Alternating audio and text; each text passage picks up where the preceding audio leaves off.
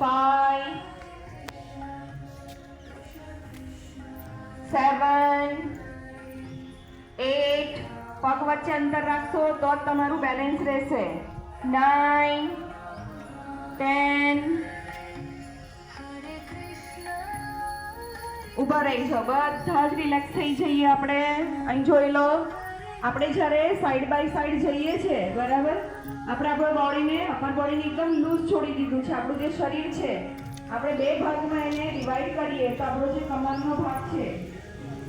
કમરનો જે જોઈન્ટ છે એનાથી આપણે ઉપરવાળું જે બોડી છે શરીર છે એને આપણે અપર બોડી કહીએ છીએ કમરથી નીચેનું ભાગને આપણે લોઅર લિમ્બ કહીએ છીએ લોઅર બોડી કહીએ છીએ બરાબર હવે અહીંયા આપણે જ્યારે જઈએ છીએ તો ફક્ત અને ફક્ત ફોકસ આપણે ક્યાં કરવાનું છે અપર બોડી ઉપર કરવાનું છે અપર બોડીને જ આપણે ટ્વિસ્ટ પગની સ્થિતિ સ્ક્વેરમાં રહેવી જ જોઈએ પગને આપણે જરાય હલાવવાનું નથી ચલો ધીરે ધીરે જાઓ બંને હાથ ખભાના સમાંતર એક હાથ જશે શોલ્ડર પર બીજો હાથ જશે કમર ઉપર ધીરે ધીરે જાઓ મહેસૂસ થાય છે હવે